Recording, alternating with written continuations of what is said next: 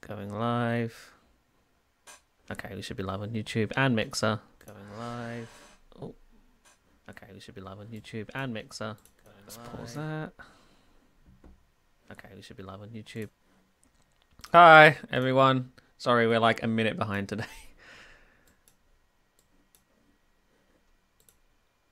Pop out chats.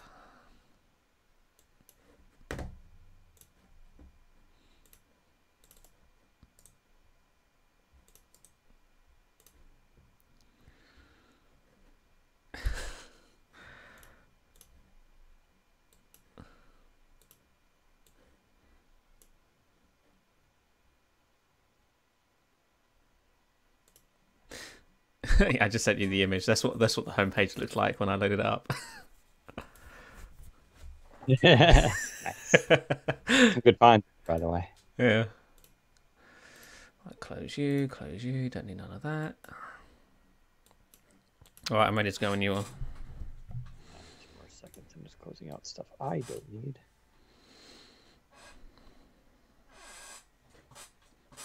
Okay, I am now recording. I'm now recording as well. 3, 2, 1. Welcome to the Windows Central Podcast, episode 176 for April 24th, 2020. Hey everyone, Daniel Rubino here, joined with Zach Bowden for another exciting episode of the Windows Central Podcast. This week we're going to be talking about all sorts of cool things, including NVIDIA's RTX Voice, which you may not have heard about. We're only starting to cover it at Windows Central, although I am using it right now. That doesn't account for why my voice is going out. I think I'm just going through reverse puberty. I'm Benjamin Button. I don't know. But we're going to explain what RTX Voice is and why it's so cool and why you should be using it if you're doing work from home or you're a game streamer here on Mixer or that other site. What's it called? Itch or something? I forgot. Anyway, we're also going to talk about Surface Go 2 specs. So last week we talked a lot about Surface Go 2. And what we were hearing, some speculation about a Surface Go X. We're going to clarify that this week as Zach has gotten some really good insider info. And let's just say we're pretty certain now on what to expect. That said, there could always be a surprise. We're not expecting the Surface Go X. But, I mean, really, that could be like Panos maybe just has it. I don't know. I don't think it's going to happen, but we'll let Zach talk about that. Apple apparently is switching to ARM. So this actually goes back to 2018. This story first came out. But now Bloomberg with Mark Gurman basically reported that this is really in motion now, and this could launch as early as 2021. We're going to talk about the impact of that and why it makes sense, what the limitations are, and why it's good and bad for our Microsoft and its partners. I'll talk about the XPS 15 leak. So odd to talk about Dell and leaks, as they usually don't get that sort of treatment. I'm kind of wondering if some of the stuff is kind of controlled to build up hype. It'd be smart if they're doing that. For the record, this isn't controlled by us. Dell has not given me any info on this. But we'll talk about what that laptop could mean, especially if you're interested in switching from MacBook Pros or you just want a really killer 15-inch laptop. Also, was it Microsoft 365 launched this week? So we'll talk a little bit about that, as well as the latest insider builds from Windows, which Zach will go over. Zach, how are you doing on this fine, lovely Friday? I'm not too bad. I'm just laughing because before the podcast begins, we do a clap sync. So you do 3, 2, 1, and then clap so that our audios are synced up for our editor. You couldn't hear it. We can't hear your clap, so we're going to have to do that again at some point in the show. That is so funny. It's so weird. So Zach's referring to the RTX voice thing. Yeah. But yeah, other than that, and hopefully Zach enjoyed our the YouTube Windows Central page. I did. So if you're, as you may have heard last week, I've been going down the pit of buying watches for some reason, and I got a couple. This one came yesterday. This is the Victorinox carbon, and it's so cool. Look at this thing. It is just like it's carbon with sapphire, and it's just a tank. Yeah, but does it show me my phone's notifications, Dan? It does not. I don't want it then. But then I'm sporting I know a lot of people are big fans of the Casio G-Shock. So here's the red limited edition version, which I have to have because it's I don't know if you can see it in the camera, but it's a red display. It's so rad. It looks like this something Kylo Ren would use if he was cool. I'm getting distracted, but I just really got to talk about this for a sec. This thing's amazing. So not only is it like shock resistant, it's solar powered, so no battery, right? It just powered by the sun. It has a backlight on it that works. It does the raise to wake thing, which is pretty cool. I didn't, no watches did that. It syncs to an atomic clock. So there are atomic clocks around the world. This thing picks up the frequency. It can sync its clock to that multiple times a day. It does have a smartwatch companion app. So there is Bluetooth with it. And you can do things like control the world clock. You can set reminders and like stuff like that. So it kind of is smartwatch-ish. But it's so cool. It's like just over $100. It's not expensive, but it is pretty rad. So yeah, I'm pretty excited about that. But Zach's laughing because he went to the Windows Central.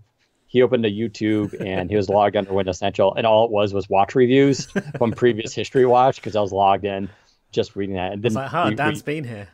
yeah. We're laughing at least. It could have been way worse. I could have been like researching really sketchy stuff, but luckily it's just watches. So anyway. You're okay on this Friday? I am. I'm pretty good. I'm taking a few days off next week because I feel like I deserve it. But otherwise, yeah, pretty good. What are you going to do? I'm just not look at a screen. It's just not I get look that at screens. feeling. Yeah, I've been looking at screens too much. I feel like more so now that the whole lockdown thing's in place. Yes. There's nothing else to do but look at screens. I agree. I'm just gonna not look at screens for a few days next week. Did you see the Daily Show's Trevor Noah did a little skit about that? Trevor Noah? If you guys watch the Daily Show, he's also personal friends with Panos Panay and is an avid user of Microsoft products. Oh, nice.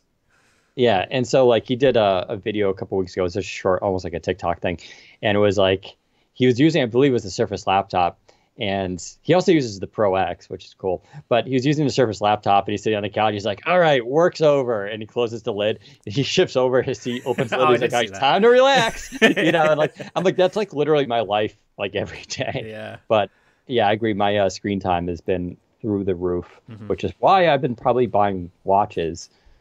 Although now the joke is that I've moved on. I'm moving on to knives now. Hang on, knives are a whole thing. This is getting a bit worse. So, yeah. I had a guy DM me about knives. He's like, "Oh, dude," he's like, "Japanese steel's incredible." I'm like, "I know. I'm looking at U.S. steel right now." It's like, that's a whole world. This is what guys do. Look, I'm bored. Anyway, but let's talk about the original Windows stuff here. So RTX Voice, I'm using it right now. What is it? It's a app that NVIDIA has snuck out there. It's in beta technically, but you can go to their website and download it. We have a how-to, so I don't want to spend too much time on it. It's not hard. It's literally, you have to have an RTX graphics card, hence the name. Although there's technically apparently a way you can do this without an RTX card, I don't know about that and the limitations and how that all works, but let's just assume you have to have an RTX 2060, 2070, 2080, Ti, Supers, one of those kind of things. And that's because it uses the GPU and the AI on board and all this kind of stuff. So you install this little tiny app. It's not big. It runs in the background. You shrink it. And then you go through all your apps that you want to use it in. And you'll notice if you use Teams or Slack or Skype, you go to like the settings and you choose your microphone. If you're like me, you have like 3 microphones because of the web camera and the one I'm using and all this. So it's a little confusing. And you pick RTX Voice. And then what it does is it uses AI to filter out background noise. And it is remarkably good. Like, for instance, I'm going to do this now. I'm banging away on my keyboard, and I presume Zach could answer this if you hear anything. Can't hear. I mean, I'm just rattling away here, and you're about 3 inches from the microphone's 3 inches from this keyboard. The other day, we were on a Teams call. My cat Zoe, who's an elderly cat, and she likes to meow a lot. She jumps on my desk. She likes to walk around the desk and sit down. All this. She comes right up to the microphone and is just howling. No one heard a thing. I heard it. I was getting annoyed, but no one heard anything. So this is using that technology in your graphics card to filter out stuff. And Barnacle, follow him on Twitter. He's really fun. Really has been covering this a lot. He's an ex-Microsoft employee, and he does like a lot of home streaming stuff now and gaming and everything. But he showed it. He had a hammer, was banging on his desk with a hammer. He had a fan that he was blowing right onto the microphone. we joked about the clap. Like, I don't know if I'm clapping right now. I don't know if you can hear me clapping. So what happens when you're clapping is your audio quality drops, but you can't hear the clapping still. We can still hear you. It's just the quality seems to deteriorate a little bit. Yeah, and which makes sense. And sometimes you can almost hear like a little bit of it come through. Yeah. But you could also like he took a video and ran the video through it and would turn it on and off. And yeah, it would just be people singing and it would just be their voice. All the music was gone. And so this is just like really, really amazing technology. Like now I can leave my window open in the office while I'm doing this. And not that a lot of cars go by anymore because everybody's home. But, if FedEx shows up a little bit, you're not going to hear it. I can run my humidifier, so hopefully I won't lose my voice. I can run the fan. Like for game streamers, this is massive. In fact, like when you review keyboards, I'm on a new keyboard right now, by the way, the SteelSeries Apex Pro TKL. Really impressed by it. It's on my Instagram if you want to go check it out. I'm switching from the Ergo keyboard from Microsoft. I really like the Ergo style, but the key travel on it was just kind of slowing me down. And this thing is amazing because it has actuation. But one of the reasons like people, for gamers, it's an issue because if you like clicky or tactile switches, cherries or oranges, they're loud, right? And it's a pain if you're gaming and stuff like that. You're like this solves that problem. And for all the people who are doing work from home right now, and you have to basically live on your computer doing Microsoft Teams or Slack or Skype, whatever it is, this is a godsend. People, you're not going to be hearing all the background noise. If I have to do, when I used to do the TV interviews, I still do those for like Fox or for Cheddar TV and Ameritrade. When I do those, like now I can be way more confident that if something falls, like you're not going to hear it. But it's just, it goes to show you this is the power of AI and computing and real-time noise cancellation going on, and it's only going to get better because this is AI. It's being trained, right? Yeah. So the more people use it, the more accurate it's going to get. So what does it take to run? Because I don't think everybody can just run this on any PC they've got, right? Yeah, like I said, you have to have the RTX video card, which is a pretty substantial card. I mean, you can get a 2060 right now and be pretty happy. Don't forget, it ties into gaming. We talked about RTX last week in relation to Minecraft, which now has RTX support, so you get dynamic. It's weird because RTX was meant for ray tracing for drawing in light into video games using a real world simulation, but it has all these other applications for it, including voice and audio, which is being used. So yeah, I don't know, I presume if you have a gaming laptop, you can use it there too. But yeah, RTX cards are only found. Oh, speaking of, it looks like Amazon or FedEx is here. So you're not hearing that, right? I can actually hear that. Oh, you can? For some reason, that's coming through, yeah. Ah, that's Amazon Prime. And now it's stopped. See? Yeah, it stopped. See, it's not perfect, but this is where AI, this is good real world testing though. So we at least know kind of if it works or not. Mm-hmm. But someone's saying, so this won't work with your Surface Book 2. No. Presumably not. But like I said, there is apparently some kind of hack where you can get around the RTX requirement. I don't know what that is and what the trade-offs are. I'm going to assume it's going to use more raw hardware processing, which means, something like on a Surface Book 2, your fans and CPU could be revving a lot harder. You may hear stuff coming on. Your system may slow down a little bit. That sounds like it makes sense to me, but I don't know that for sure. My system is running pretty good here, but pretty well, I should say. But I'm running a 64 gig system with a Core i9 and an RTX 20 Ti, so it's okay. It probably wouldn't run great on my Surface Studio with a GTX 965M.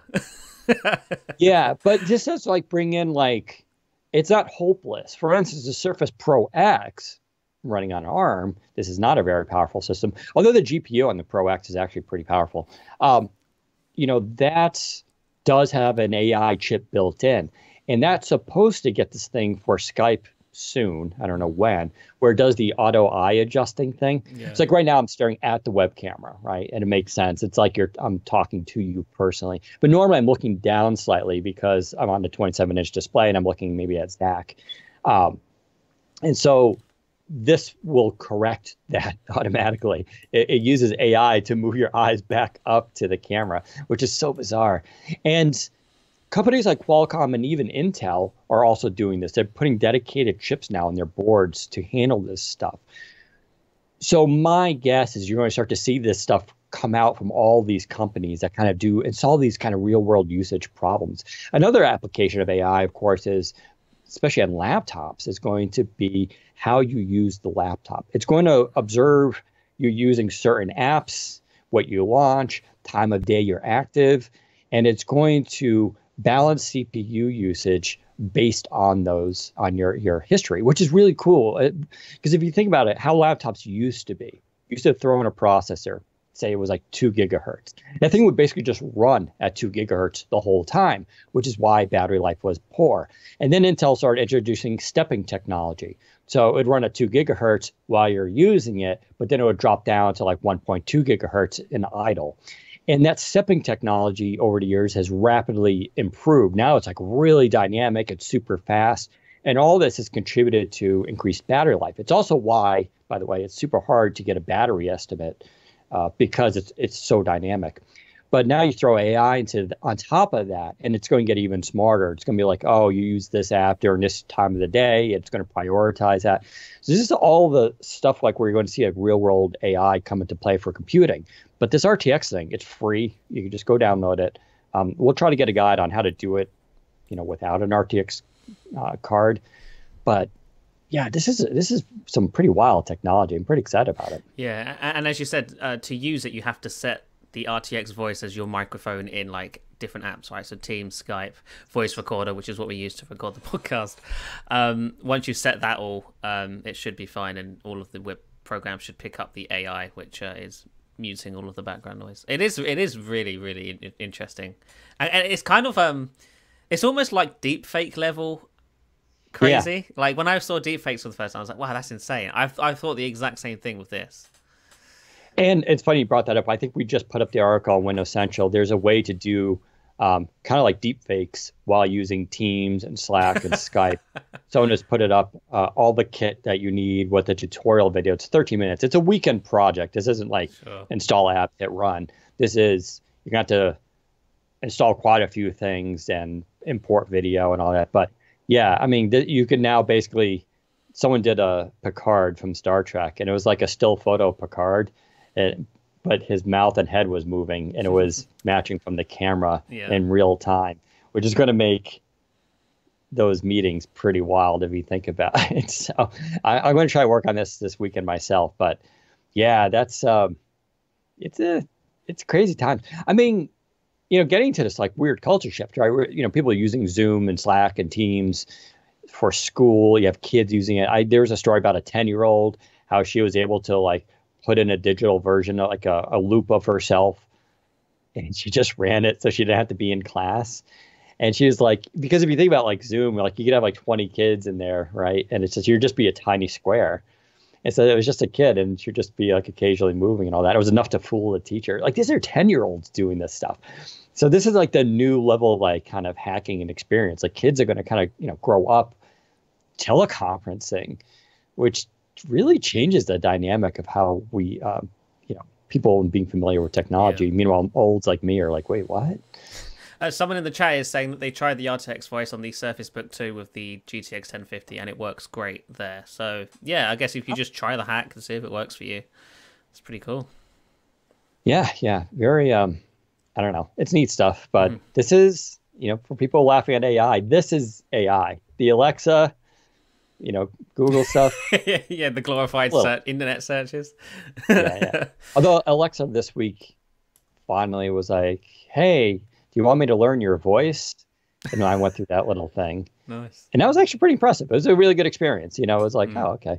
And I have to admit, Alexa's conversation style has definitely gotten better. Yeah. So yeah, we'll have to do our clap sync at the end of the podcast instead of at the beginning this time. It's so funny.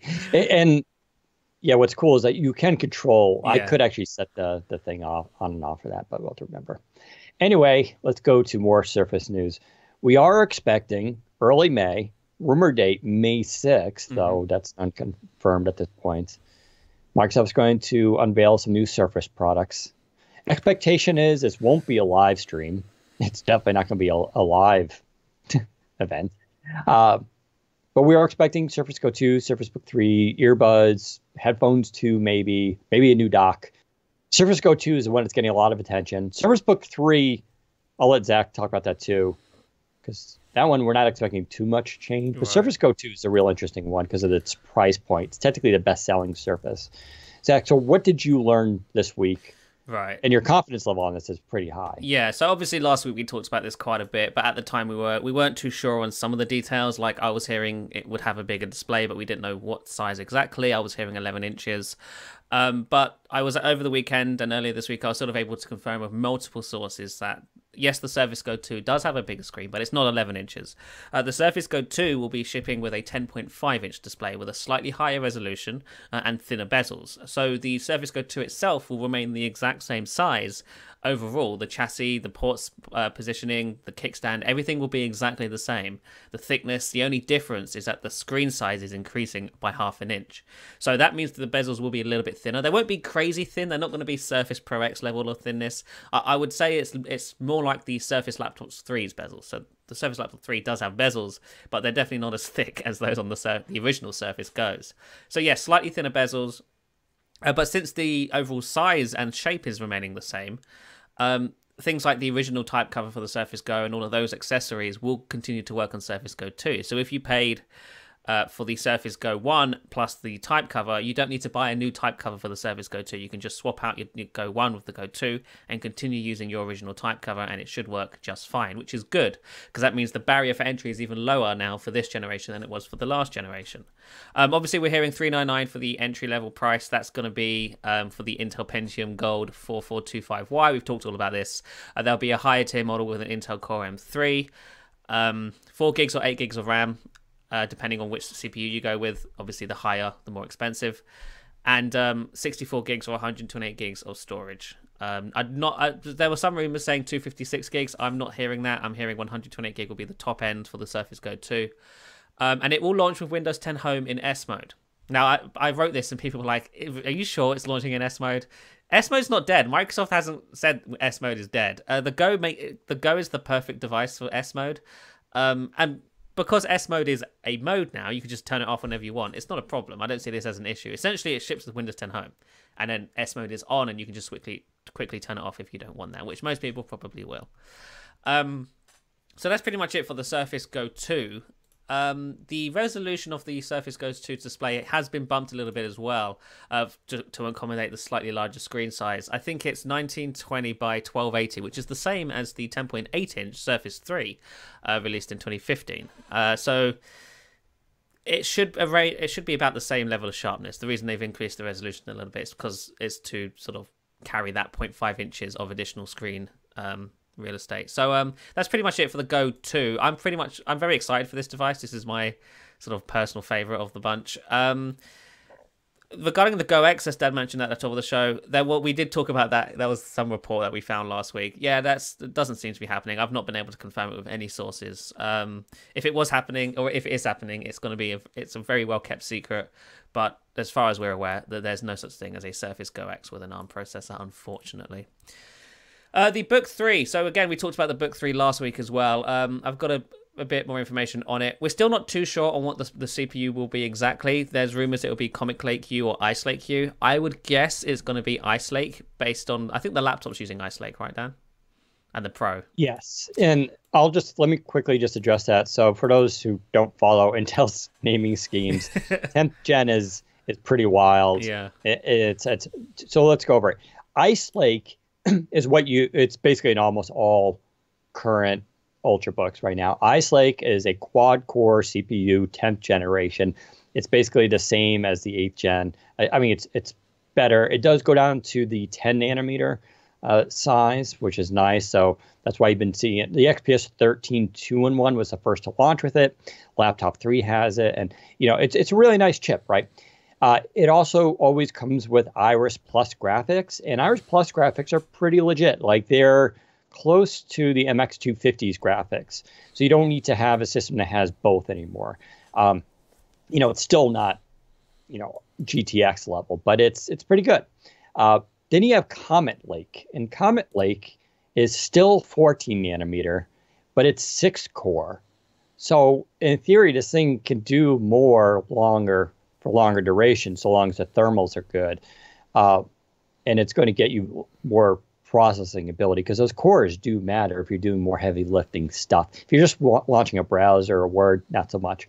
The downside of Comet Lake is the graphics fall back to Intel UHD 620, not Iris Plus. So you can have like really good CPU, graphics, or pretty good CPU and good graphics, but you can't get both, which is where AMD comes in and goes, we can do both with Ryzen 4000. Now, this doesn't really matter too much on the Surface Book 2 because you do have a dedicated graphics card up until the point you detach the tablet. And then, then you're falling back to the Intel graphics. It does matter a little bit there. So I wouldn't be surprised if Microsoft is testing both and seeing which one gives the best performance trade-off and battery life and heat and thermals. And it does raise the question, too. I know a lot of people are going to ask, what about AMD? Yeah, we haven't heard anything to suggest they're going to go with AMD Ryzen 4000, although it would be kind of cool. Maybe. I say theoretically. We haven't tested Ryzen U series yet. I will give them the benefit of the doubt. They're probably really good, but until I actually run one and test it, I don't want to be like, oh, AMD would destroy Intel here. Maybe. We need to empirically test this, but yeah, so that's the difference there. Yeah, I would expect AMD, the new AMD's processors in the laptop 4, which I assume will be refreshed at the end of this year, like it is every year. So yeah, if I had to put money on it, I'd say Ice Lake Q for the Book 3. But again, I haven't been able to confirm that 100%. So we'll just have to wait and see when it gets announced. Regarding the actual version of Windows 10, Microsoft has said this before, and people are still surprised by this, but all consumer versions of Surface will launch with Windows 10 Home. That's just how it goes now, including the Surface Book. So with the Surface Book 3, when you buy it as a consumer, you will get Windows 10 Home by default. It won't be in S mode, don't worry. But if you want the Pro version, you can either just spend the extra $100 to buy a Pro license after the fact, or you can buy the Surface Business Edition, which is, I think, a little bit more expensive, and that will come with Windows 10 Pro pre-installed. So if that's a huge deal to you, there are options for you to get Windows 10 Pro, but by default, out of box, it will come with Windows 10 Home. Obviously, the graphics are going to be either integrated graphics on the very base model, NVIDIA GTX 1650 Max Q on the 13-inch, or an NVIDIA GTX 1660 Ti Max Q on the 15-inch. Then there's also going to be an option for an NVIDIA Quadro card, but we're hearing this is going to be for the top-end 15-inch book only, so that would be the one with 2 terabytes of storage and 32 gigs of RAM. Those two are new options for this generation. Surface Book 2 maxed out at 1 terabyte with 16 gigs of RAM. So if you're getting the very top-end Surface Book 15-inch this year, you should be able to get it with Quadro graphics, which is a big deal. But that's basically everything we know about the Surface Book 3. The design is going to remain the same. It may have a larger trackpad like the Surface Laptop 3 did, but otherwise, we're not expecting a brand new hinge design or thinner bezels or nothing. The bezels should be the same. The overall form factor should be the same, and the screen sizes should be the same as well. Yeah, it is kind of funny how everybody's starting to put in larger trackpads, and it's funny because Apple set the bar so high with its giant trackpad. That everybody's like slowly getting there. The Go 2 is really interesting. Obviously, there's going to be a lot more variability here. The difference between the Pentium and the Core M3 or Core i3, as I mentioned last week, the M3 i3Y series are all the same now in the 10th gen. It's still a dual core, but you get the turbo boost, and that should matter. Like the performance on that should be really good. But then the question is the battery trade-off, along with the price difference, right? Where does that fall? We don't know yet. But that does make it interesting because for people who really like Zach, who really like to go form factor, is the perfect candidate for that kind of device because he's going to probably use it all the time. And so, yeah, give him the extra power. The bezels are interesting. They are thinner. They're not Pro X thin, definitely not. But it's a nice balance because it is still, you have to think about it. The Go is a weird device. Both children are using it, Zach, and then business people. Wow, I'm the middleman there. Yes, but it really is. It's all over the place because Microsoft sells a enterprise version that ships with Windows 10 Pro and an LTE version. Those aren't for school kids. That's for business. But yeah, it's also for little kids who want a small little tablet Windows computer, right? So having those bezels does happen. I think the 10.5-inch display, those thinner bezels, it's going to make that. I always talk about this difference, right? It's that fulcrum, kind of that valley where it's like it's bad, it's really good, and then it's like kind of right in between. I feel like this new bezel is going to be put at like just past, acceptable and towards pretty good. I think one of the biggest complaints I think most people had with the Surface Go is that using Windows, like using the operating system and just apps and stuff, felt a little bit cramped because the 10 inches is not a big size for a PC. And plus, with Windows rendering, I think it renders at 200 DPI, maybe it's 150, I can't remember now. Percentage, sorry. It makes things big and it just feels cramped to use. The half an inch more, plus the slight bump in resolution, should make all the difference here. It should make using the Surface Go feel less cramped from a software perspective. Now, this won't change the size of the keyboard. Obviously, the overall size is staying the same, so the keyboard size will also remain the same. If you had trouble typing on the original Surface Go's keyboard, you're going to have trouble typing on the Surface Go 2. I personally didn't have an issue with it, but I'm not a huge person. So if you did have problems with the first gen, then obviously... it makes me want to bring up the jokes about you being only 5'3". Yeah, but I'm not, so that's kind of right. Zach does look diminutive, but he's not. Thank you. He's normal height. I am normal height. Yeah, I agree with the keyboard. It's the keyboard for the Go is amazing because it's also right at that, like what I was just talking about, that valley. Yeah. It's right at that size where it's just big enough. It takes a little while to get used to, but you do adjust to it. If it was any smaller, it would be really bad. Mm-hmm. But it really is. I got used to it pretty quickly and kind of enjoyed using it. It's going to be a fun device. I'm really curious.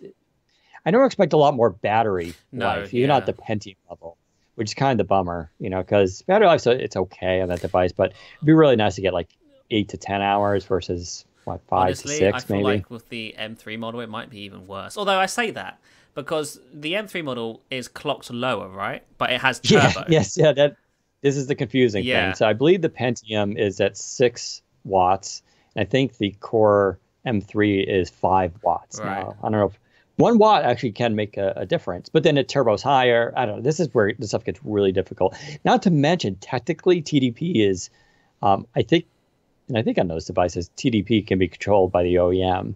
Right. So there's a lot of factors in here. But you throw in other things. The SSD is probably faster. And so that matters for overall system performance. Not sure about RAM. It's probably not using DDR4 or LPDDR4X, which would make a big difference. But maybe the RAM is a little faster. But when you throw all this stuff together, it could improve performance. But yeah, it's going to be, other than that, though, it's, as we expect, the same chassis, which goes with, Kensington releasing a dock, $300 dock recently, which won't be outdated. I'll be able to use it again and stuff like that. But I'm sure we'll get different color keyboards. Yeah. The other thing I've heard, and I've not been able to confirm this, but Dan will appreciate this. You know how the Surface Pro X keyboard stays closed when you have it shut? The magnet, yeah. I think the Go 2 has that as well. Like I said, I've not been able to confirm that. One person mentioned it to me, but I have not seen it in action or nothing. So hopefully that's in there. Yeah, it makes sense. The things that they've done on Pro X would trickle down to its other Surface devices. And that's something that a lot of people have been asking for. That magnet on the Pro X that keeps the keyboard closed is not super strong, but it's enough. Yeah. Yeah, it's enough that it keeps it from flapping around wildly like the current Pro series. That's one of those really small things that people have been asking for forever on the normal Surface Pro line, and Microsoft just never did it until the Pro X for some reason. And the funny thing on the Pro X, they never mentioned it publicly. I think I was the first review that pointed it out, and it was like, look, this thing, like this. Again, we're Surface users here, so this is like the difference. I like to promote Windows Central a little bit, is that we don't just new Surface, use it for 3 days, review it, and move on. So I noticed all these little tiny things, and I remember I even called that out as like one of the differences. So that would be kind of cool for the Go 2. Yeah. So that's basically what we're hearing. Surface earbuds as well. All of this is expected May 6th. Now, obviously, dates can move around. This isn't going to be a real event, so that nothing has to be locked in until the day, basically. But yeah, we are hearing this sort of stuff will start being announced on May 6th. I don't know if they're going to announce everything on May 6th. They might save the Surface Book 3 for later or something. But yes, we're hearing Go 2, Book 3, earbuds, possibly headphones, and a new dock for this spring. We've talked about the Duo in the past. That's going to be later in the spring/early summer, if at all. Of course, you know, the early launch hasn't been announced by Microsoft, and that can still change.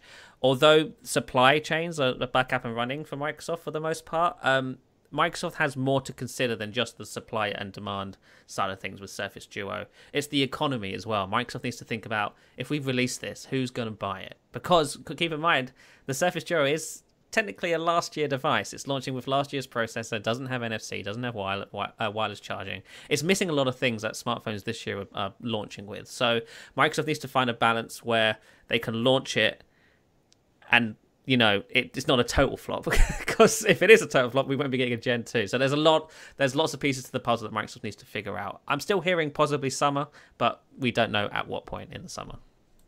I'm really thinking that at this point they just want to get it out there, sell small amounts to its core audience, kind of get it out.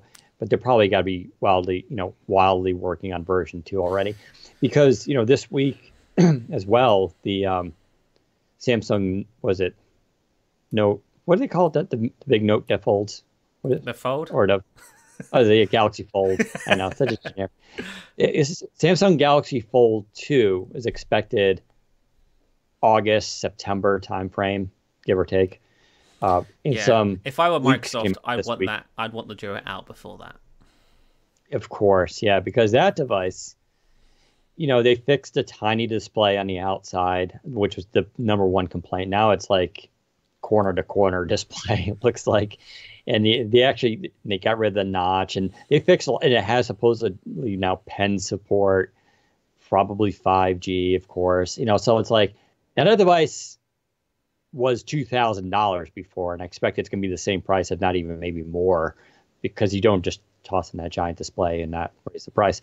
But I still think that device is going to be priced significantly higher than the Duo will be. But that said, the Fold 2 will get a lot more positive press coverage, right? Yeah.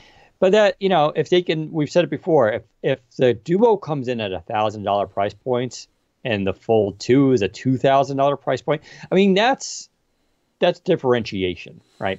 If Microsoft comes out and it's like $17.99, which seems absurd that they would do that, and like Samsung's is like $18.99, then it's just like, oh my God, yeah. They're not even the same planet anymore.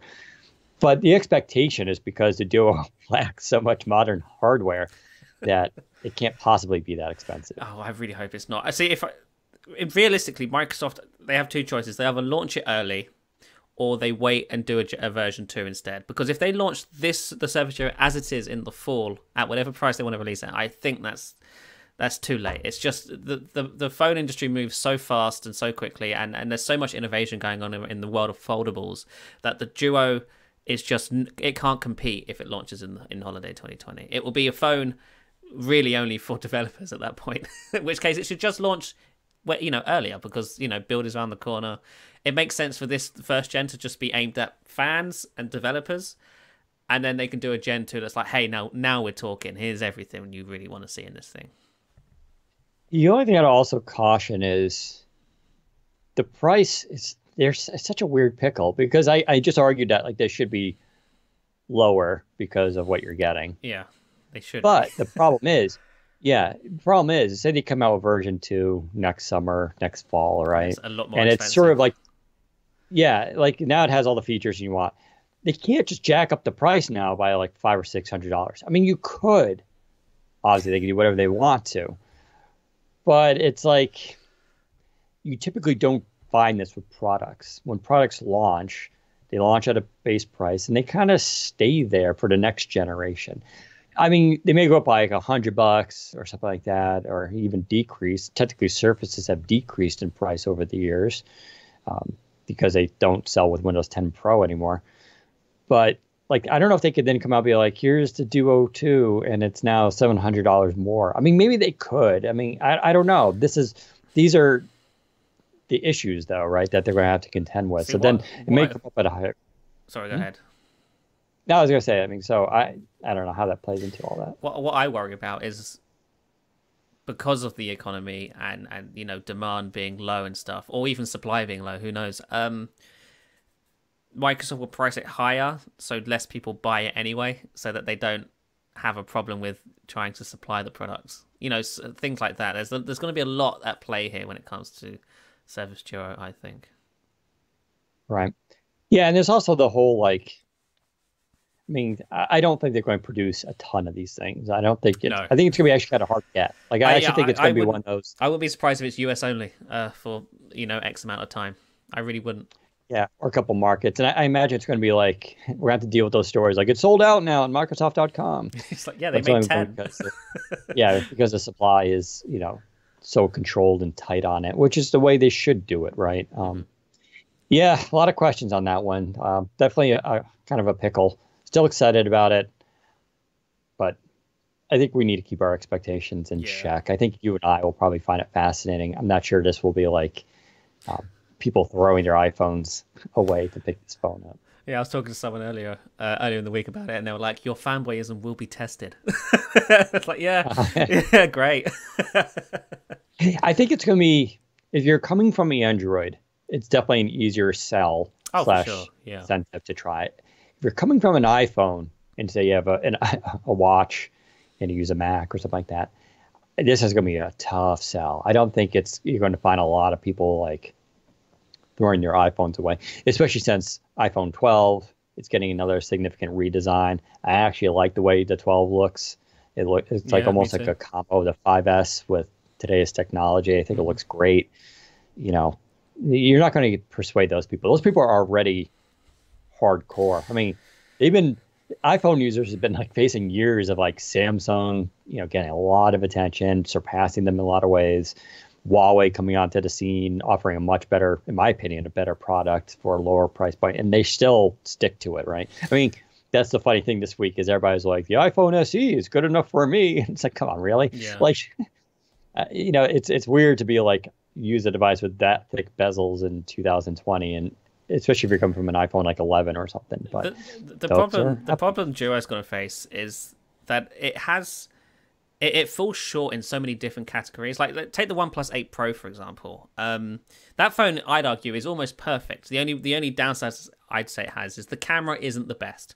But for me, I'm not a huge camera person anyway, so even though the camera isn't the best, that's not a huge problem for me. So to me, I'd say the OnePlus 8 Pro is a perfect smartphone. If you're huge on cameras, then you probably won't consider the OnePlus 8 Pro. You can admire that for everywhere else, it's great, except the camera, so you won't buy it. So you'd go for a Pixel or something.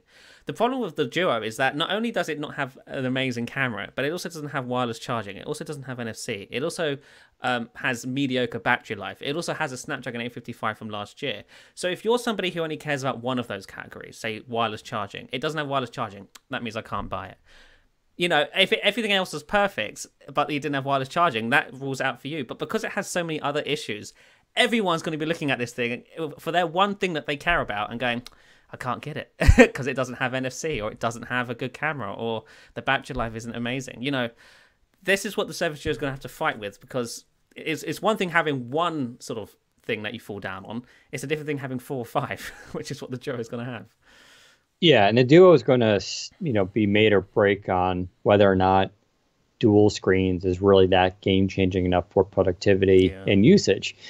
And it may be. I don't know. I've said this before where like I'm intrigued by it. But I don't know if I'm going to use a Duo and be like, I feel more productive and have more fun using this device than a normal smartphone.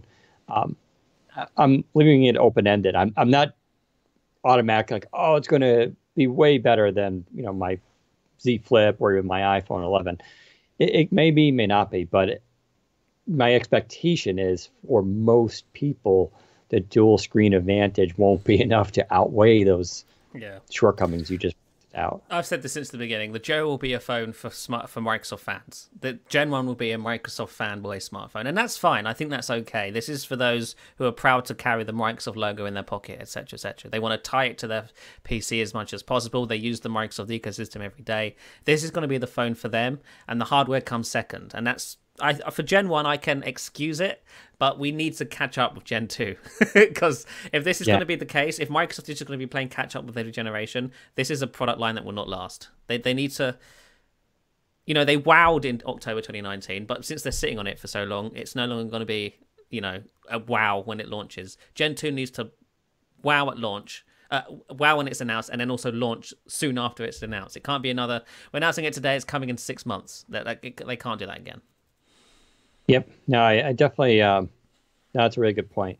And it does bring into questions about Microsoft's commitment and ability to play in this game, because companies like Samsung, and I'd argue Huawei too, are innovating at such a clip. And they already have the factories and everything in line to just, start producing phones in mass.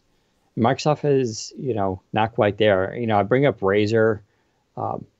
They tried, and listen, Razer's got a lot of capital. They have a lot of smart R&D people. They bought a company that made phones.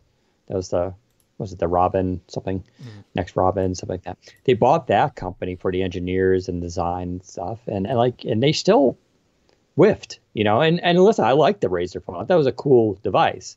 It did things that no other smartphone was doing at the time. And I thought for its target audience was pretty interesting, but it definitely was not enough. The market responded, and now Razer's not making phones anymore. And then I always forgot the other one, the one I sent you, the ceramic phone. Oh, the Google Essential phone. Yeah. The Essential. Essential. Essential is another one that you would think, oh, ex-guy from Google, close ties with Android. The ambition was great. I know I'm going to make a phone that runs pure Android, really nice hardware. That was the first one to have a notch display. It is beautiful hardware. I love the look of this phone. And it wasn't even priced. It was priced a little high when it came out, but then it came down in price. Although, ironically, now its price is not considered high because everything else went up. But that too failed, right? And it goes to show you how hard this market is. So, yeah, I know we're being kind of dour on it. We really are. I've just noticed that. I'm sure it's going to be. Listen, like I said, for Microsoft fans, it's going to be the best product ever. But if you're not a Microsoft fan, don't buy it. That's basically what I'm going to say. Yeah. Well, we'll have to wait and see how it goes. Anyway, what else we got up here? Oh, XPS 15. Yeah, let's talk about some other hardware. Actually, speaking of Razer, I want to quickly mention Razer announced their Blade Stealth 2020 this week. And this is such a fascinating laptop for me because I remember it was probably 2015 or 16. The Blade Stealth was getting a lot of attention. It was still pretty new at the time. And a lot of people were comparing it. They're like, oh, this is like the first kind of like Apple level quality hardware, but in a PC. And I remember going to the Microsoft store and their display was so glossy. I was just like, oh, can't see the display, and picked up grease. And I was prepared to go buy it. And I was just like, no, I didn't. But since then, the Blade Stealth just keeps getting better and better with every generation. They reworked it a couple years ago. It's much more square now. And they've been doing all sorts of things. It now has Windows Hello support for the IR camera, something Razer was pretty slow on adopting. They did that. They have really good audio now. The keyboard's been improving. But it always looked like a gaming laptop, but at its heart, it was just a straight-up Ultrabook. It just looked gaming-ish. And then that's where Razer came in like, oh, we have this external GPU, the Cortex, plug that in. Now you got a 2080 Ti or 1080 Ti card at the time. And now it's a gaming laptop for your home. And that was an interesting sale, but it was never a gaming laptop. Since then, because of the technology that's been coming out, it has been morphing into an actual gaming laptop. So at IFA, they announced that it was going to have a 15-watt Core i7, but it was getting a... I actually forgot what the card was. It was 1650. I think it was a GTX 1650 graphics card. And it's like, that's a serious graphics card. The previous version just had an i7 with an MX 250. And I was just like, okay, it's better, but it's still not gaming. You throw a 1650 in there, now you can game. The weird thing was they also had the Mercury White version. That had a 25-watt Core i7, so it was just TDP'd higher. But its graphics only had the Iris Plus graphics, I believe. So you couldn't get both again. You couldn't get the 25-watt CPU and the graphics card. It was one or the other. Well, the new version is now available, or it will be in a few weeks. It now has a 25-watt Core i7 and a 1650 Ti graphics card, which is a pretty killer combo if you ask me. Like, that does allow you to actually serious game. But the other limitation was their displays were 60 hertz, because that's what you get at 13 inches, 60 hertz. The new one is 120 hertz, I believe. So now you can actually not only really game on this, but now you can go over 60 frames per second, 80, 90 frames per second, depending on your game and the settings. But you can get now some serious refresh in frame rates on this thing. And that's pretty wild. And it's the same price, $17.99 is what that starts at. And it's got SSD, and they upgraded the memory, I believe, too. Windows Hello camera. Like, now it's still a 16:9 aspect ratio, which, for me and Zach is meh. But it's a gaming laptop, and gamers like 16:9. It's actually a pain if you have a Surface Book and you try to game on it, because some games, especially older ones, get a little thrown off by its resolution. You don't have that problem here, so I respect that decision. But it's a killer laptop, right? It's the first and really only one I know of. It's a 13.3-inch Ultrabook that weighs around 3 pounds. That is a true gaming machine. Like, you can really do that. So that goes to show you how far technology is coming along. Related to that, Dell, XPS 13 2-in-1 major revamp, reviewed it last year. Now they have the XPS 13 9300, just reviewed it. Easily my favorite laptop right now. And now they're taking the same design cues and they're doing it to the XPS 15, which hasn't had a major revision. We saw a press render that was on Dell's website accidentally come out. It looks like there's a 15-inch version. There also looks to be a 17-inch version that's coming too. But the 15-inch looks like it has top-firing speakers, bigger trackpad, new reworked keyboard, and 16:10 display aspect. And so the display now goes basically down to the keyboard level, which is pretty wild. Windows Hello, top-firing camera, I assume. It's in the XPS 13, so I can't see why it wouldn't be here. And now this week, I think it was through South Korea, like their version, the FCC, a real photo of it came out and basically kind of confirms all this. It's hard to see the speakers, but definitely looks like they used the space on the side of the keyboard to put the speakers up there, which is wild. This thing is going to be, we don't know the hardware, but in the past, Dell's used 45-watt Intel CPUs and the 1650 graphics card, I want to say. So you're probably going to see a play on that. I don't think it'll switch to AMD, but who knows? They'll do faster RAM, 64 gigs of RAM option. You can do that already. But yeah, and they always put the 99 watt-hour battery, which is the largest battery you can basically put in a laptop and still fly on an airplane with it. So this thing looks to be pretty killer. No, these are leaks. We don't have a time frame. I imagine these will be coming out in the next couple of weeks. We'll see Dell announce them and stuff. But for a lot of people who are Mac users looking to switch over, or just Windows users who want a more kind of Mac-like experience, this is going to be a pretty killer option, especially because that display, a 16:10 at 15-inch with their Sharp IGZO and that Infinity Edge bezel, it's just going to be screen. It's going to be so weird looking. You're just going to have like display and nothing else, and it's going to be really immersive. And I think a lot of people are going to really enjoy using it. So. Yeah, I've said it before and I'll say it again. If Surface didn't exist, the XPS would be what I use. I love the XPS line so much. Yeah, it's a good point. Like, so for people wondering the performance difference, the XPS 15 will trounce the Surface Book. I'll say right now, it'll trounce the Surface Book 3. I don't know, whatever they put in Surface Book 3, the XPS 15 will beat it, because the XPS 15 has a 45-watt chip in it. The Surface Book has a 25-watt, max 25 watts. And same with the GPUs, maybe a little difference. But there's just more thermal room in the Dell XPS 13 because everything's in the base and it doesn't have the problem of a detaching screen. They can just do a lot more with thermals to allow things to run higher. But yeah, if you're looking just for straight up power, the XPS 15 will always beat the Book. The Book, though, is obviously more flexible. If you're an artist, the XPS 15 is useless. There's no real inking support. All that kind of stuff. Tough choice. I'd also argue the Surface is like a fashion statement as well at this point. Sure. In that it's you buy a Surface, you stand out a bit, which isn't so bad, I don't think. Yeah, I'm actually excited about getting back into the Surface Book because I have so many devices, I always kind of forget that I have it. And so, but the keyboard and typing on it is still super enjoyable. Um, I just so the book two. I had the 13.5-inch book two, and I just remember it being so heavy.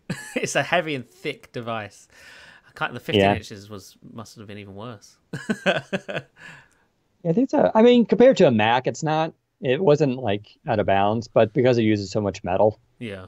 yeah, it's a solid device. Um, but yeah, so hopefully we'll have more news on that stuff. But yeah, if you're looking for an ultrabook that's super clean, the Razor Blade Stealth looks to be it. I'm pretty excited about that. Like I said, I just like when there's nothing else like that. There's nothing in that class that does all that, which is pretty wild. So good on Razer for doing that. But anywho, what else have we got up here? Oh, Microsoft 365. You can talk about that. Yeah, thanks. Yeah. So yes, as per the announcement back on March 30th, this week Microsoft 365 launched officially. Now that doesn't mean Teams for consumers here and stuff. That all of that's still coming later in the year.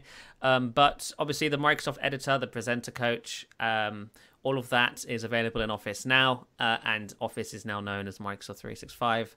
The SKUs are Microsoft 365 Personal and Microsoft 365 Family. If you're interested in the event that Microsoft did, actually, the video thing they did on March 30th, that's now public. They waited 3 weeks for some reason, but you can now watch that entire video thing that press got access to on YouTube. It's at the Microsoft 365 YouTube channel. It's a 35-minute sort of walk along. It's shot like sitcom style, following around Yusuf Mehdi as he goes and talks to people about the different things they're announcing. But yeah, that's basically it for Microsoft 365. It's now out. You can go and buy it. Oh, if you're already an existing Office 365 subscriber, you've automatically been upgraded or switched to the Microsoft 365 branding. You can check by going to account.microsoft.com. You should see it in your subscriptions area. And that's basically it for the Microsoft 365. I can't even talk. The Microsoft 365, or 365, as you Americans like to say. Yeah, and I know the big thing people have been asking about, and I don't know, is when it comes to the money thing that's in Excel. Do we know anything about that, the status? That isn't listed in the email we got. So they are. Oh no, it's maybe. Give me a sec to find out. Okay. What we're talking about, for those who don't know, there's this new template that's available in Excel that allows you to tie into your banks and credit cards, and then automatically computes your budget and breaks down your spending. Very much like Microsoft Money was, although Money was a separate program. This is just more an extended feature that's in Excel already, so it's not separate, but it is very much in the spirit of Microsoft Money. So yeah, it's not there today. Money in Excel's coming later, and it says here, will soon allow you to manage, track, and analyze all your money and spending in a single place. Also, for some reason, it says here, in Excel, you will be able to make sense of your data with informative and interactive visualizations of everything from food to movies to Pokemon. So there you go. Yeah, someone just said the new food item is great for calorie tracking. Wow. I got to look into that. I mean, it seems weird to me to track your foods in Excel, but then again, Excel fans are like, listen, this is for I don't question fans. Listen, Excel we don't have fans are Microsoft like, Band no more. We have to use Excel for this stuff. Excel people are like, I respect Excel people. Like, for them, it's like, it's a whole other genre of users. And there's like, if you ever look up like Excel how-tos and formulas, it's a subculture. Like, they're just people who write books on how to maximally use Excel. And it's like, I find it super fascinating because it's painful for me to use Excel. I'm bad at math. I dropped out of, this is ironic. I've talked about it in the past. So I took computer science 101 in college. I had to drop out of it. I just couldn't. My brain doesn't work like that. Even when I was doing linguistics, actual formal syntax I found sometimes difficult. Actually, syntax wasn't bad. It was phonological theory I found really hard to follow. But I'm not very good at the formula stuff. It's just not how my brain works. But those people who are attracted to math and analysis just love Excel. So I guess it kind of makes sense. But yeah, that's pretty much it for Microsoft 365. I think moving on to our next topic, the biggest news this week, which isn't really a Microsoft story, although it kind of ties into Microsoft a little bit. Apple switching to ARM in their Macs starting next year. This has been something that we've known coming. Apple's been working on it internally for a while now. I think these rumors go back as far as 2018. But reports this week are suggesting that it's almost here. 2021 is when we'll see the first Mac or Macs launching with Apple's own ARM processors installed. And Dan, I know you've got quite a few thoughts on this. Yeah, so as you said, this goes back to 2018. Not a surprise. Apple makes its own ARM processors, and they're very good, like very, very good. The kind of joke about the iPad Pro and its performance is it's so powerful that it's stuck kind of running iPad OS in the sense that its hardware is way more capable than what iPad OS is actually capable of. Now that's a solvable problem, right? And they are doing that. They are slowly turning iPad. First of all, iPad OS used to be iOS, but now it's branched off. iPad OS is slowly turning into like a more desktop friendly operating system that's more powerful. But these processors are really good compared to even the SQ1 that's in the Surface Pro X. The new Bionic chips that are found in the iPhone, all that actually are more powerful.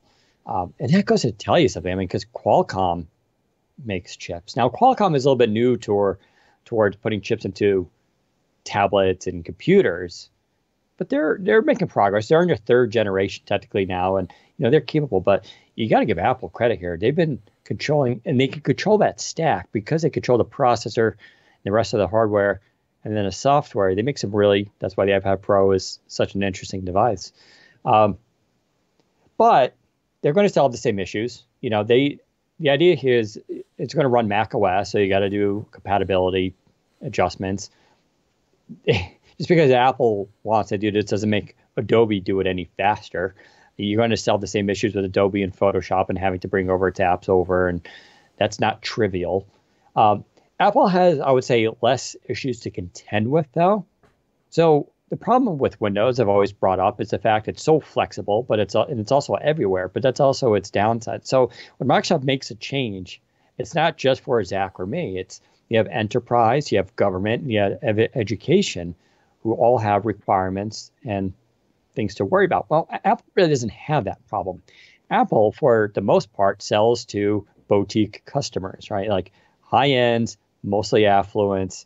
What I call the tech literati, the people you see, the influencers, right? That's their audience. I mean, the latest version of macOS got rid of 32-bit apps, right? Like they just, like you and I spend so much of this podcast talking about what about 64-bit and like 32-bit is here now, and we talk about Apple just shuts the door on 32-bit. Go, that's it. There's no more. Can't run them anymore.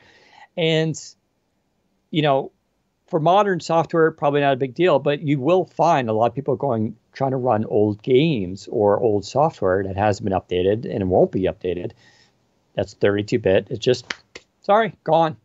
And so whereas you would see outrage in the Microsoft community about that, Apple just does it. And it's just like, well, so now they don't have to worry about 32-bit support, and there's not a ton of Mac software to begin with. Like, this is the reality. Macs they have a browser, they have Final Cut. They used to have a Twitter app. They have Slack, which is just Electron anyway. The things that people use Mac for, it's not the same as iOS and iPad OS, where you have like thousands of apps and all this kind of stuff. It's a lot more narrow. And I would argue, and I don't mean to slight Apple too much on this. I mean, there are a lot of apps, but you know what I'm saying here? The breadth of that library is minuscule compared to 30 years of Windows apps. And we've joked about this, that you can run like stuff from the 90s on your PC today if you wanted to. There's no problem. In fact, the Pro X does a really good job of running old software. So they will have an easier time, I think. I also think they'll get more credit for this when this comes out. And I expect this to happen. I don't think they're going to make a MacBook Air with ARM. I think they'll make a new device that's like the MacBook Air with ARM. What I think they'll do? Remember just the standard MacBook, the 11-inch MacBook they had for a bit before the MacBook Pro and Air? They got rid of that for some reason. I bet they bring that back. Here's the new MacBook, the 11-inch MacBook. It's powered by ARM. I think that's how they'll just sort of start. Because obviously the plan is to replace all of the chips with ARM, right? They're not just going to do it in one product line. I think it'll be they eventually bring it to the Air, then the Pro series, and then once the chips get powerful enough, they can replace them in the iMacs and the Mac Pros and stuff. But I think that's a long way Maybe. off.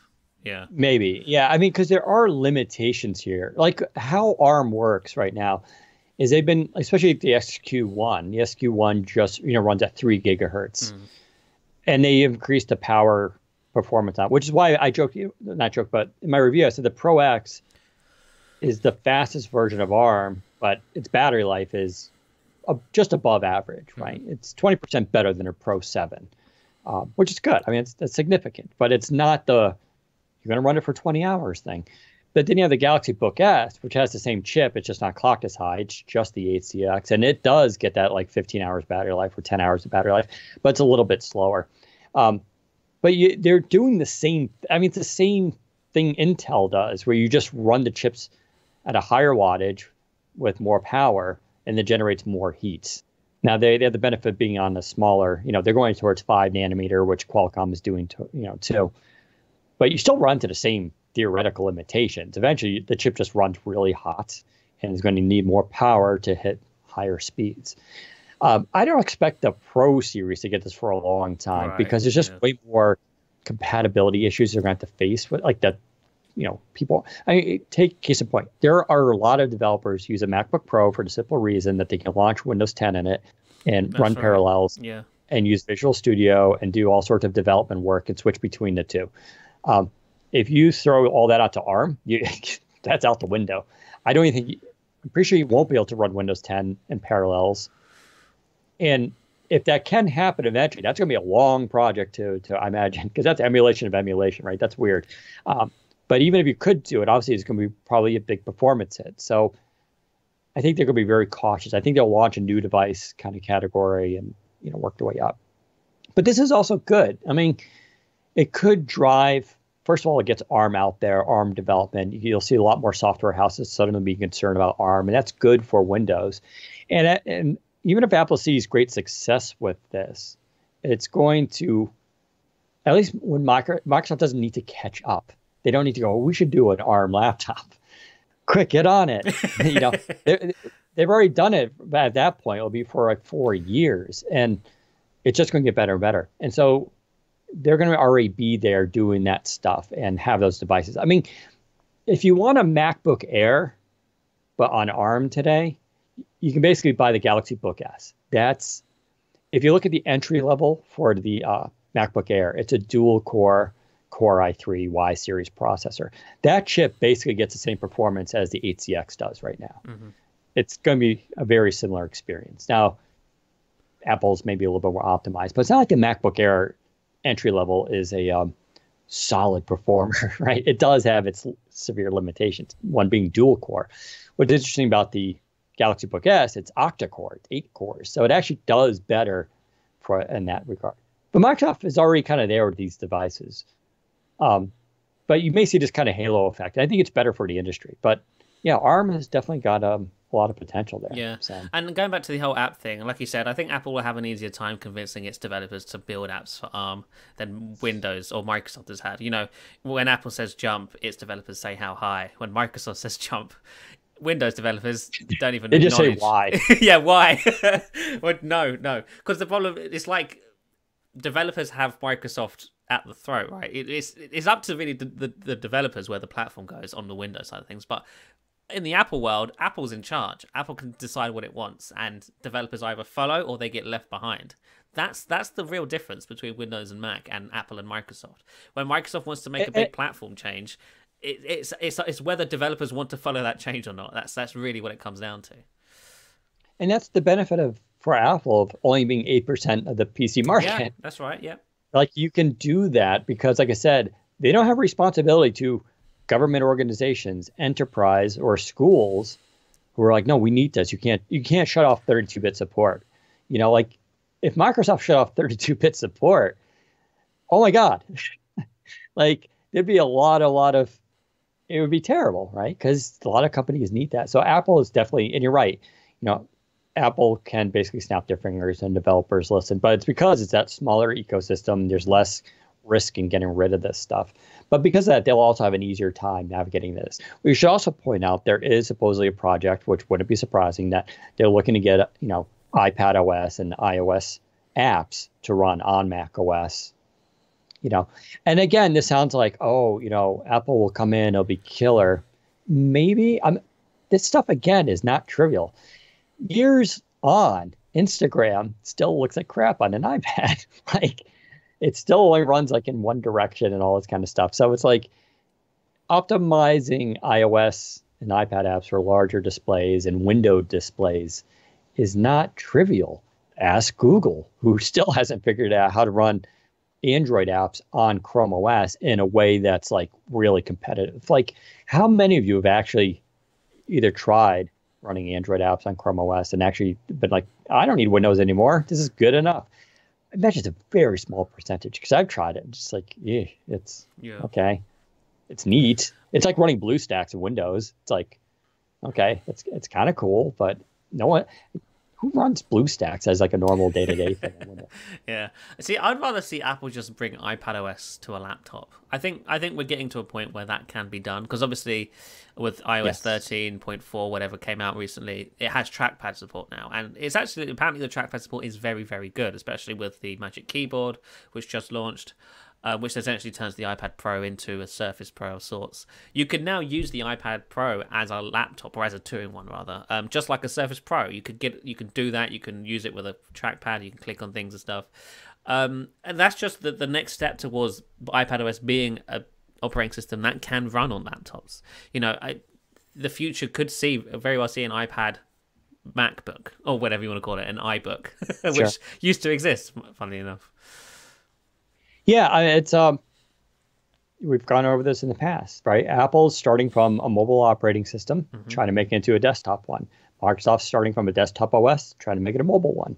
Windows 10X changes that course a little bit. I would say speeds it up, heads more into that direction. And then iOS and now iPad OS, and they're doing kind of the same thing. But, I thought Dieter Bohn at The Verge did a really good review of the new Magic Keyboard, because he directly at one point brings out the Surface Pro X, which he uses apparently on, frequently enough. And he made some really good points about how the Pro X is still thinner, it's still lighter, it's cheaper. It has its kickstand is way more flexible. You can flip around the keyboard.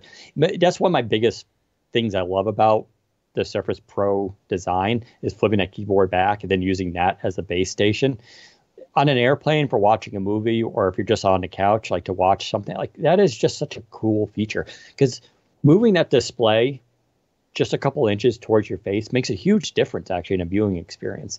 And being able to save that space on an airplane, because those tray tables are super small, it's just really neat. And you can't kind of do, he made the point that the Magic Keyboard iPad experience is a pretty good one if you leave it like on a desk. And if you want to use it like that, he says it almost makes more sense as like a docking station. And in that sense, he says it's good. But as soon as you start putting it in your lap and all this kind of stuff, it really doesn't really add much value to it. Where I would say the Surface Pro's design lends itself to all those situations much better. So, but this isn't, Apple will figure this out, right? So I'm not really that concerned about it.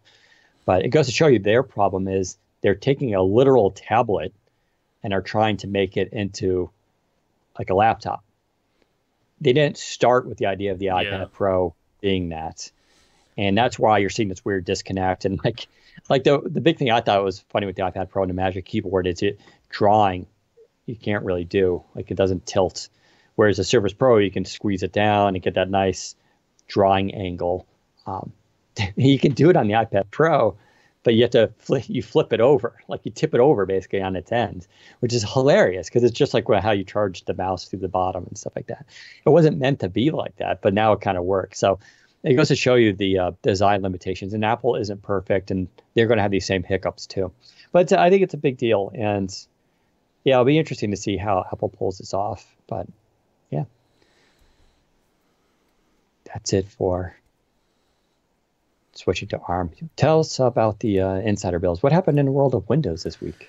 Nothing really. There was another Windows 10 insider proof of build with basically nothing in it. This is a trend now. I don't even know why we talk about them anymore. But there is one notable change, I guess. But it's an app update. So I mean, is this really worth talking about a whole build? Build 19613 is out in the fast ring now. The only notable change inside it is that the Cortana app, which I don't know why they're testing this in the fast ring. This should be in the slow release preview rings, because if Microsoft isn't planning to release this Cortana app update to 20H1, that means Microsoft is about to push out a version of Windows that removes Cortana for everybody except those in the United States.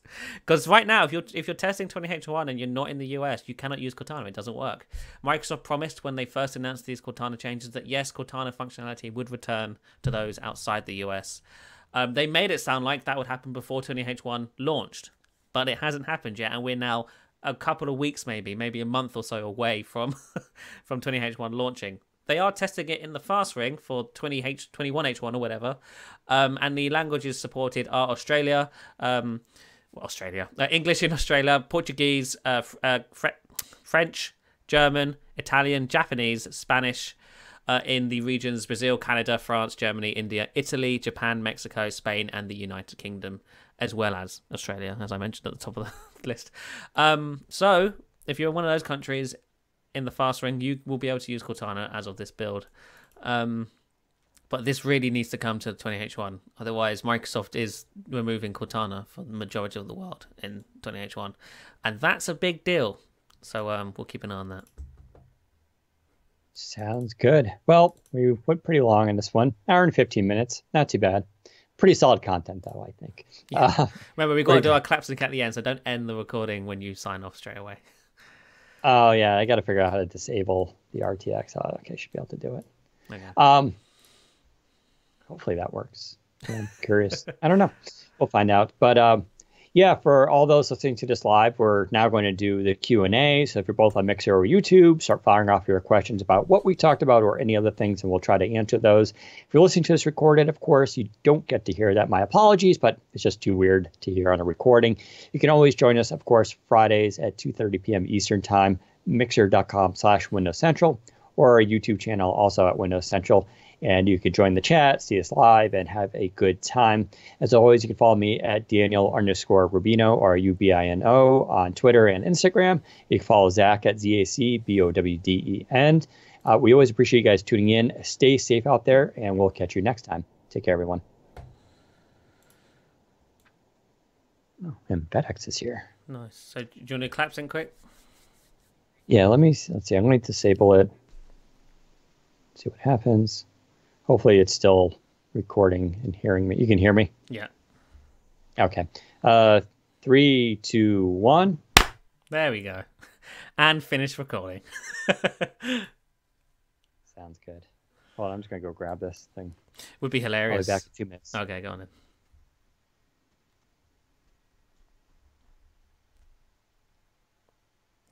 So yes, any questions? Now is the time. Does the Jura have 5G chipsets for Surface Pen? Oh, G5 chipset, sorry, for Surface Pen inking hardware acceleration. I don't know. I do know it supports the Surface Pen, but I don't know how it supports it and whether it's any different from other Surfaces. Could Teams for Life replace Skype? There seems to be a lot of Skype-like features and things like the Skype emojis. I think it can, yeah, and I think that's what Microsoft is secretly hoping for. But it won't be a while before... it won't be a while until Microsoft decides to pull the plug on Skype, because although Skype has fallen from grace, as some might describe it, I still think I think there's quite a few millions of people rather, that are still using it. So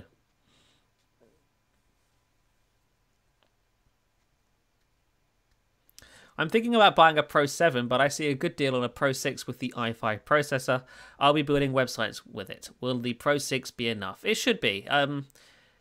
Yeah, if you're just literally only coding websites, I think the i5 with 8 gigs of RAM should be more than fine. If you wanted to future-proof a bit, I'd try and get one with 16 gigs of RAM. But I think the Pro 6 with an i5 and 8 gigs, just for coding websites, is more than enough.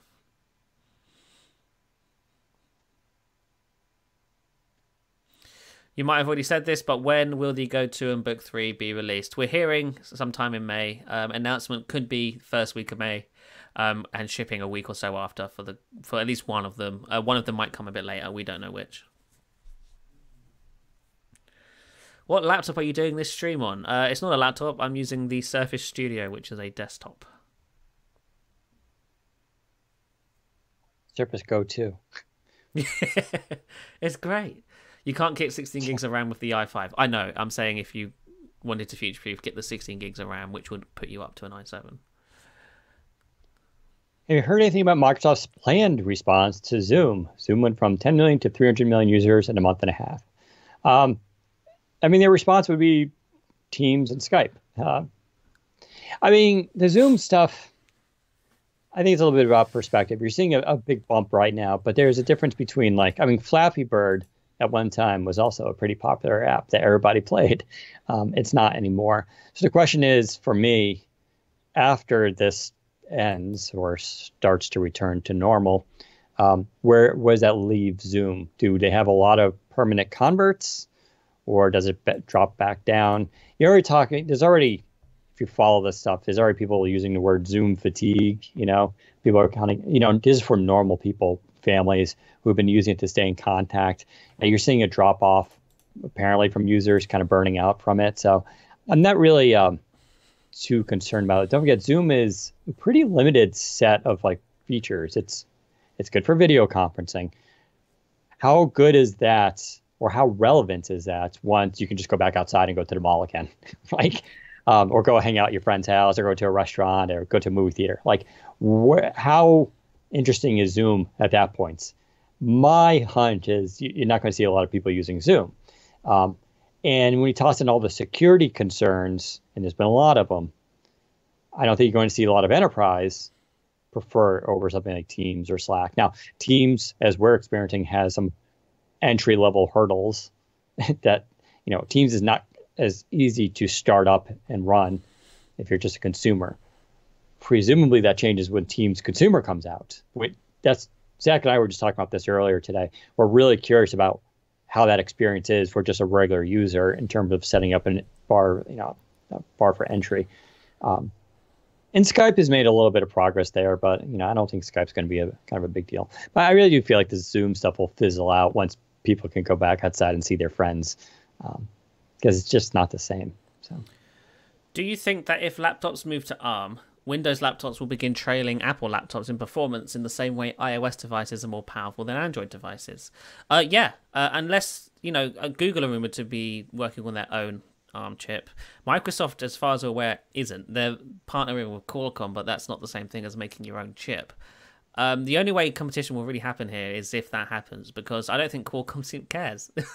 Apple, if Qualcomm cared, they would have started competing with Apple's chips years ago, and they haven't. So, yeah, there's a lot to unpack there. I going into chip making is very hard. Mm-hmm. Even Samsung's stuff the Exynos stuff has trailed off recently. Yeah, it's awful. Yeah, a lot of people don't like it, and for a while there, they were going back and forth, right? Like some were actually preferring Exynos. Well, Qualcomm had a couple of bad years with the 808 and the 810. Yeah, I would even say the 835 wasn't that great. 845 got better.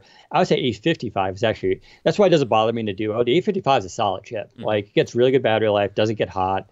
I don't have those issues anymore. And that's also to do with Android just getting better too. But I feel like the thing is, it's Qualcomm is, the Windows stuff is not a side project for them. They do see that as a huge opportunity to expand the portfolio, where phones may be kind of, a little harder to do, especially with Apple being so big. I'm curious what they have next. HCX is, I think, one of the first serious, processors that they've done for Windows that's actually this is good enough for a lot of people. It's good enough for me. I still use a Pro X a lot and recommend it. So what's next, right? How much are they going to push? And that I would have hoped, they're obviously working on stuff. So where are they in 2021 when this starts to come out? I don't think the gap will be necessarily that big, but it's also hard doing performance difference between Macs and Apple stuff and Windows, because Geekbench uses different things. for measuring performance, and there's how well the OS is optimized. Like in theory, Windows 10X on ARM will be as fast or as competitive as whatever Apple has. Like, but Windows 10X doesn't, to our knowledge, have ARM support yet. So who knows? Are we aware of any internal builds or beta testing for Teams for Life? Yeah, there are internal builds for Android and iOS. I don't know if there's anything for desktop, but there's definitely mobile apps that Microsoft are testing internally. Do you ever think Microsoft will create a more affordable Surface Studio, perhaps 24 or smaller? Perhaps they compete with the iMac. I don't think so. Yeah, I feel like they'd the have done Studio it is such a if they were gonna. yeah. Studio is such an interesting device. It's up there with Surface Hub and almost HoloLens, not quite, but in terms of it's a very specific device for a very niche and specific audience, engineers and artists. And me. Although, yeah, or I mean, yeah, I mean, we have one here. We use it just as a normal computer. You can absolutely do that. Is it the best use of your money? Probably not, right? I just the NV32 is, I would say, the best all-in-one out there right now, although it doesn't do inking, right? And Lenovo has one too. That's pretty nice.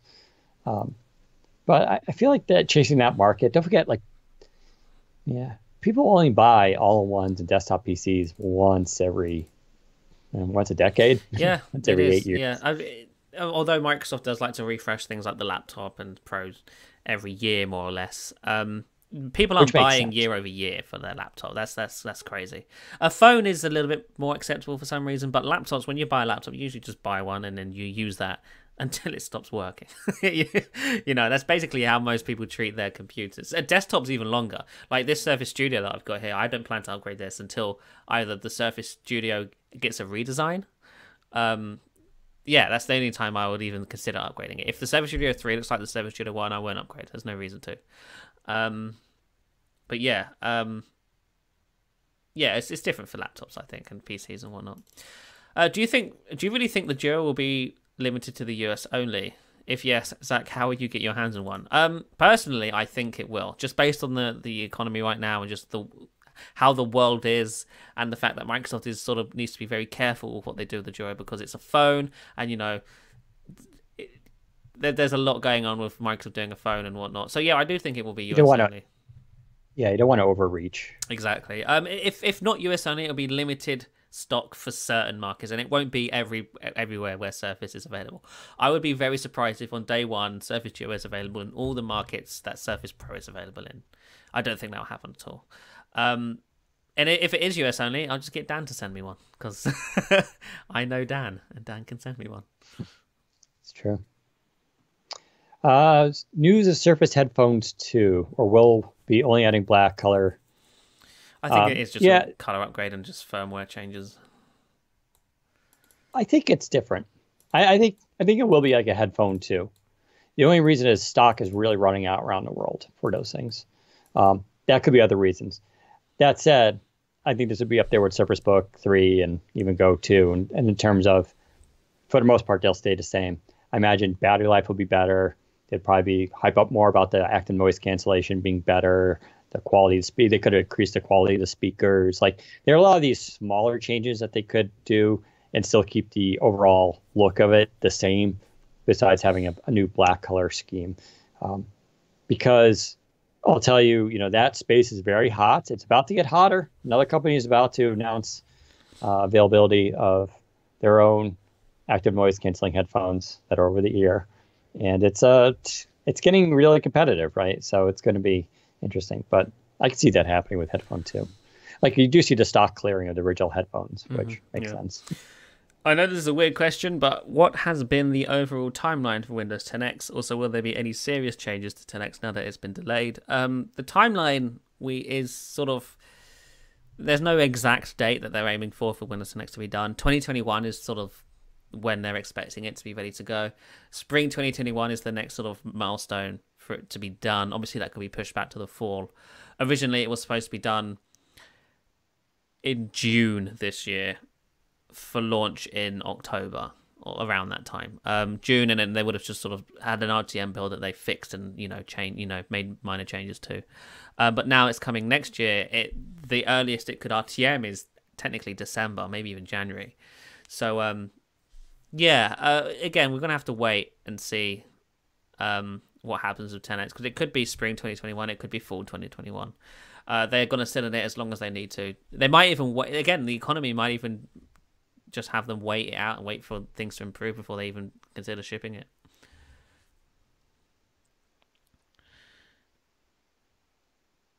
Any word on Andromeda? I mean, Surface Duo is Andromeda, and it's coming soon. Any new ARM surfaces in 2020? Not to our knowledge. I mean, unless they surprise us with a GoX ARM version, which I feel like they could do that. It should exist if it doesn't. Yeah, but we're just not hearing. I wasn't able to confirm it with anyone. So yeah, so it suggests it's not there, but yeah, you never know with that Surface team. Mm. I mean, if they're planning, if it's the only way Microsoft can get away with that is if they plan to announce it months before it's available, which is what happened with the Neo and Duo. Yeah, it's true. I don't think we've seen any 7C or 8C devices ship yet. So wasn't there some educational ones from Dell? I think there was. They were announced. I don't know if those are shipped. Yeah. But those were, the 7C. That device showed you can kind of get down to that price range, which was kind of cool. So, what do you guys think of the wearable preview in the Microsoft 365 video? I did not see that. Did you? I did not. What is the difference between Centaurus, Surface Neo, and Pegasus? Centaurus is a dual-screen foldable PC. Pegasus is a single-screened PC that runs Windows 10X. So they both are Windows 10X, just one of them is a single screen, one of them is dual-screen. Pegasus was hardware, but I don't know if it was hardware to ship. It could have just been internal hardware for testing 10X on. But Pegasus, as a whole, is just Windows 10X on single-screen devices. So yeah, maybe Pegasus could launch as a product at some point, but I don't know anything about the hardware specifically. For all I know, Pegasus could be a Surface Go with Windows 10X. Well, we just have to see what Microsoft's plan is.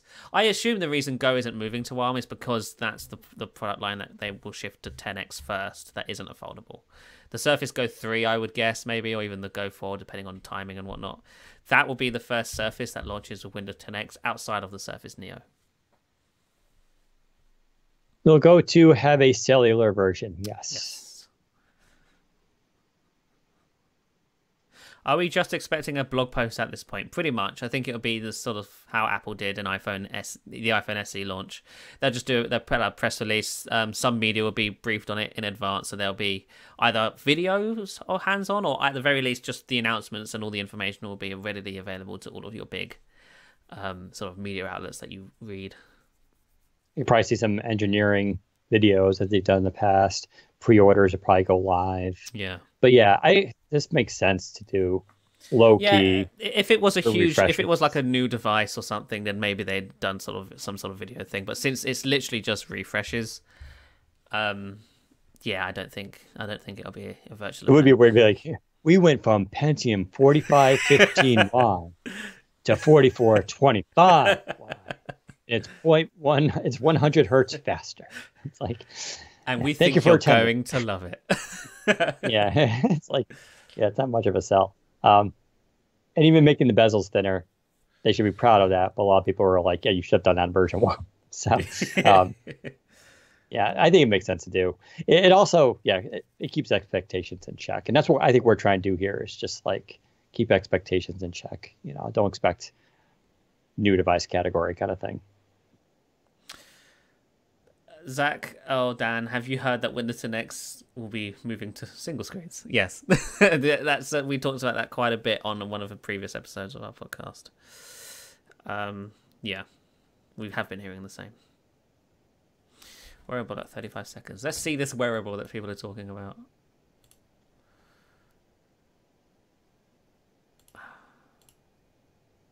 Oh, so no, that's from the 2015 sort of future video that they did. It's the bendable screen thing around the wrist. We've talked about it before. Oh yeah, that thing. Yeah, I have a screenshot of that in an article I did. It's a flexible it's a whole. It's like one of those slap wraps, but thicker, and it was all display, and it's a computer. Kind of comes off, and it does things, and then you flick your wrist, and it moves the screen around. You can go watch it. I have said in the past that if you go watch that video from 2015, Future Visions, Productivity, whatever, there's a lot in there that's come to reality, like the Surface Dial, some of the inking stuff, I believe. Now we have foldable that's coming along. What was the other? Oh, yeah, the Surface earbuds. In 2015, you'll see a woman, she actually has what is 95% one-to-one Surface earbuds. They're slightly off-center a little bit, but they're almost exactly the same. And so that doesn't mean that that wearable is what they're working on, but I wouldn't be surprised if it's something similar. Like I said, they're not going to come out with Apple Watch, but it runs Microsoft stuff. They're going to think of a new way to advance this. But from what we know of screen technology and everything, it seems like that thing is still a couple of years out. Like we're just getting to foldable displays right now, and there's questions on reliability. But I am very curious, what ideas the Surface team are exploring when it comes to wearables. I think it's weird that they wouldn't be thinking about that. It's just what time those products are in development. Duo being announced in a blog post will be interesting. So we're not expecting Duo to be announced alongside the Go 2 and Book 3. If the Duo is being announced early, it'll be happening later in the spring, early summertime. That's not going to be happening on May 6th, which is when we're expecting Book 3 and stuff to be announced. I think the earliest we could see the Duo, at least details about the Duo, come out, it would be Build, but even then I'm not 100% sure that's going to happen now that Build's a virtual event. So yeah, no, we're not expecting the Duo to be announced in a blog post in the immediate future. I still think the Duo will be its own sort of video virtual event because that's a big deal, I think. But we'll have to see. Someone's saying whether or not the Go 2 will have a removable SSD like the laptop and Pro X. That's interesting. Like I said, it doesn't, right? No, it doesn't. The chassis is identical to the Go 1, so... Yeah, it would be interesting if they could pull that off somehow, but I always feel like there's a slight sacrifice when you do that, whether it's going to be the battery life or some of the internals. But it wouldn't surprise me either way, because they are kind of, looks like moving towards this more modular ability to upgrade products. But then there's this kind of question about, like, the Go is not an expensive device. Yeah, and also, again, since it's using the same body, like the Pro 7 doesn't do that, right? You can't upgrade the stuff on the Pro 7 because it uses the same body as the Pro 6. It's the same with the Go and the Go 2. Right. Yeah, because it depends where that SSD is on the board already. Because, yeah, they're not going to redesign the whole internal board just to remove the SSD and then keep the chassis the same.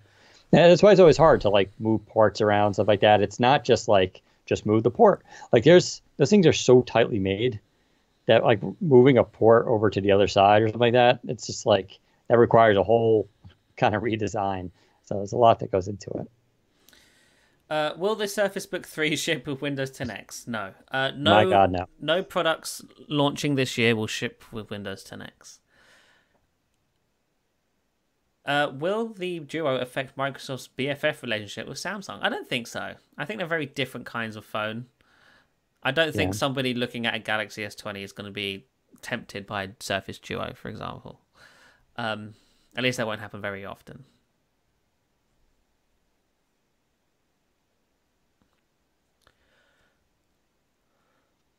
I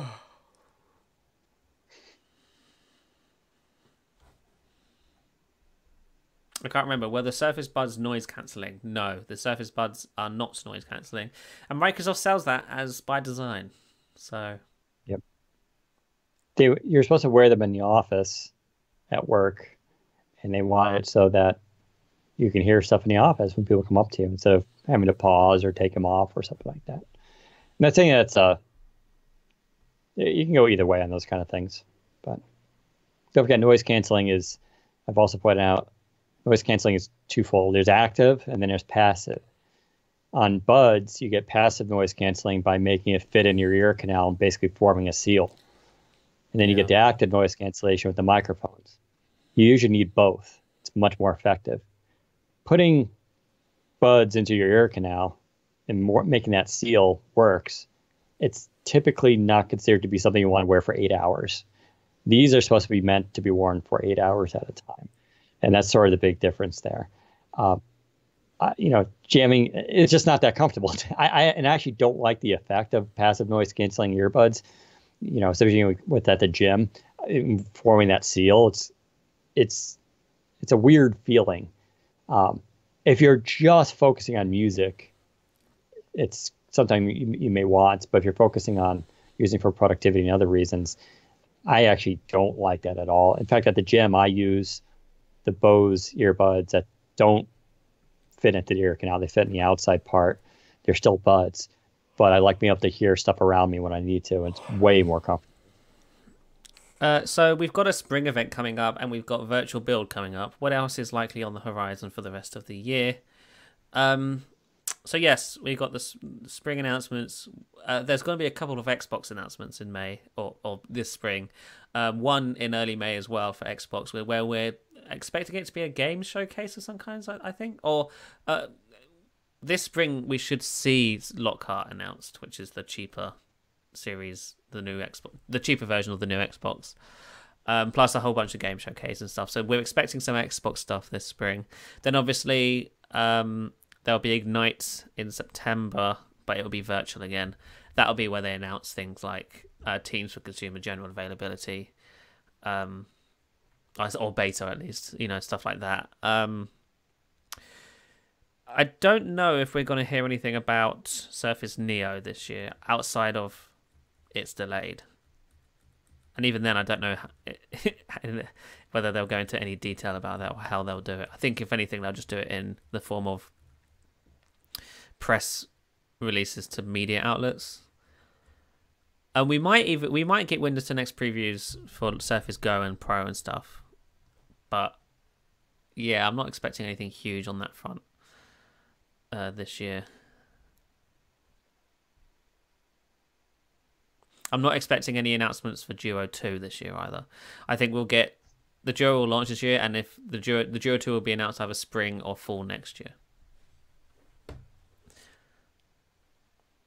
If there is there is a Duo 2. Are you running the 10X emulator and what you like about it, Zach? It's a mixer. I've been running the emulator. I have it installed and I have opened it up to do some testing and stuff, but you can't really run the emulator as if it was your actual install. It's just too slow. But I love the Windows 10 X UI. I love the animations. I prefer that over what Windows 10 is, because it's consistent for one.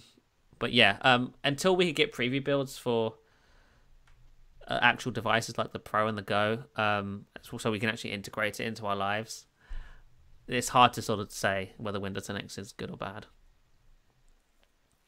I like the new control center. I like the new start menu. I like the new animations. The emoji panel's got quite a big update on 10X. The touch keyboard's so much better on 10X compared to Windows 10. It's basically just better than Windows 10.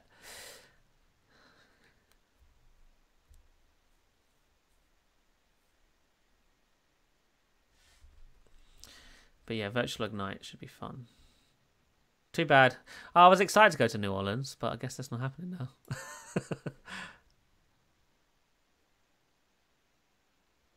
Could manufacturers / companies be allowed to make slabs, single-screen smartphones with Windows 10X? It's a good question. I mean, I would say no.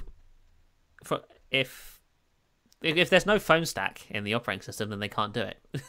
If the operating system doesn't know how to talk to cellular networks and whatnot, then you can't make a phone. The question is, does Windows 10 X have that capability? And the answer, I think, is yes, or at least it did have. Windows Core does have that capability. But again, whether Microsoft actually makes that an option for OEMs, I don't think is on the cards. I'll try and find out. I'll ask around and see if 10X has the telephony stack for whatever reason. All right. I'm tired. Dan's calling it. All right, thanks for tuning in, everybody. We'll talk to you next week. Save your questions for next week if we didn't get to them. Yes. Bye, everyone.